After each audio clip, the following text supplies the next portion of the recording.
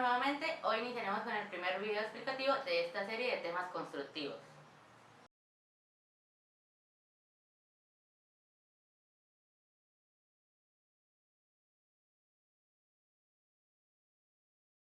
Generalidades.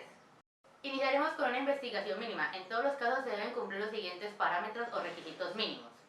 A. Se deben analizar las casas similares en las zonas colindantes para constatar los asentamientos, verificando agrietamientos y la pérdida de la verticalidad y demás patologías. B. Analizar las inmediaciones de la zona a intervenir, verificando la ausencia de zonas de remoción en masa, áreas de actividad minera activa o en cualquier estado u otros afectos que puedan afectar la estabilidad en funcionalidad de las casas. C. Se debe revisar mínimo una pique por cada 3 unidades construidas o por cada 300 metros cuadrados de construcción, hasta una profundidad mínima de 2 metros, en el que se constate la calidad razonable del suelo de cimentación. D. En los apiques indicados en el punto anterior deberán quedar determinados los espesores de los materiales inconvenientes para el apoyo directo y superficial de la cimentación, como son descapote, escombros, materia orgánica, etc., los cuales deberán ser retirados durante la construcción. Estudio geotécnico. Debe realizarse un estudio geotécnico que cumpla con los requisitos del título H del reglamento en los siguientes casos. A. Suelos que presenten inestabilidad lateral. B. Suelos con pendientes superiores al 30%. C. Suelos con compresibilidad excesiva. C. Suelos con compresibilidad excesiva. D. Suelos con expansibilidad de intermedia a alta. E. Suelos que presenten colapsibilidad. F.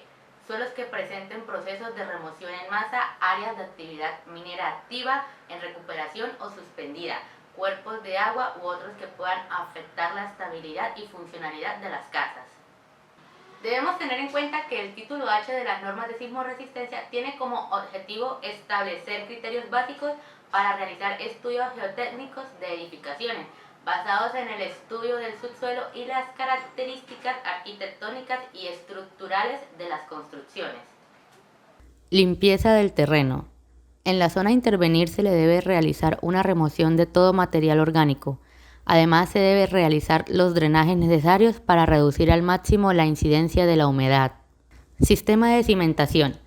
La cimentación debe estar conformada por un sistema reticular de vigas generando anillos aproximadamente rectangulares en planta y que aseguren la transmisión de cargas de la superestructura al suelo de forma íntegra y equilibrada. Debe existir una viga de cimentación para cada muro estructural. Ningún elemento de cimentación puede ser discontinuo. Configuración en planta.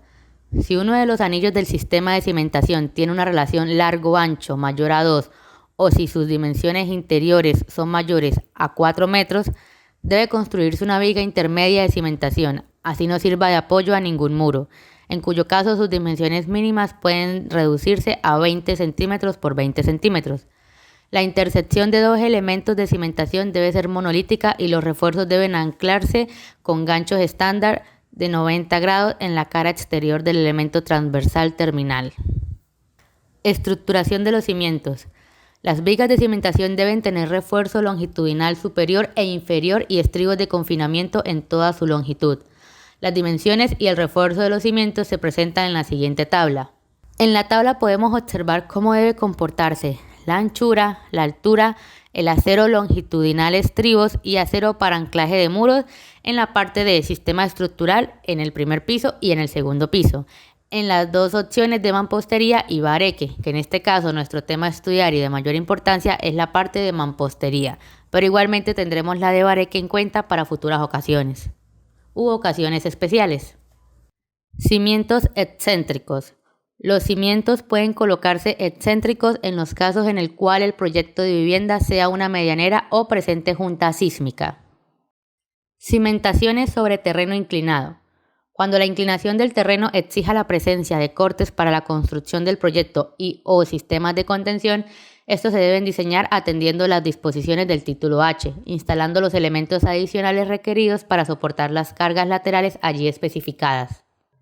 Para pendientes superiores al 20% se debe garantizarse la estabilidad de la cimentación, empleando procedimientos como pilares en concreto de sección circular, dispuestos en las esquinas del borde inferior de ladera, a distancias no mayores de 5 metros entre centros y anclados no menos de 1 metro en el suelo natural. Sobrecimientos. El nivel inferior de las vigas de cimentación deberá estar a una profundidad mínima de 50 centímetros por debajo del nivel del acabado del primer piso. Debe construirse sobre ellas un sobrecimiento que puede fabricarse con mampostería confinada o con mampostería reforzada, que sobresalga mínimo 8 centímetros. El sobrecimiento debe anclarse debidamente a la cimentación mediante barras de refuerzo. Cuando el terreno es inclinado con una pendiente mayor al 5%, el sobrecimiento se debe construir con altura constante en los muros paralelos a las curvas de nivel y una altura variable o escalonada en los muros perpendiculares a las curvas de nivel.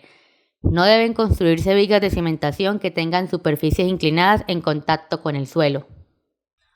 Cuando la profundidad del estrato de suelo competente es mayor de 70 centímetros, puede reducirse la altura del sobrecimiento, colocando la viga de cimentación sobre un relleno de concreto ciclópeo.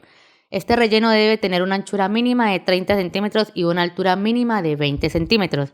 Para la elaboración del concreto ciclópeo debe utilizarse material pétreo con tamaño máximo igual a la mitad de la anchura del relleno, pero sin exceder los 25 centímetros. El volumen ocupado para este agregado no debe ser superior al 40% del volumen total del relleno ciclópeo. El resto del volumen debe llenarse con concreto de la misma o mejor calidad del concreto de las vigas de cimentación. Instalaciones hidrosanitarias. Las instalaciones hidrosanitarias deben ubicarse por encima de la malla estructural de cimentación, a través del sobrecimiento o por debajo de la malla de cimentación, caso en el cual la distancia vertical entre el fondo de la malla y el borde superior de la tubería debe ser mayor a 10 centímetros.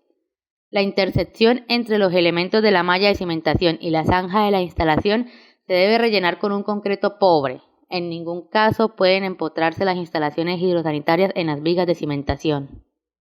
Especificaciones especiales. Las juntas.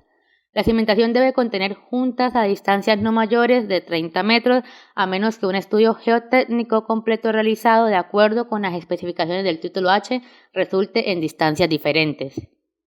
Muros divisorios no estructurales. Los muros divisorios no estructurales deben apoyarse sobre cimentaciones similares a las de los muros estructurales, excepto que puedan tener las dimensiones especificadas para edificaciones de un piso, independientemente del número de pisos de la construcción.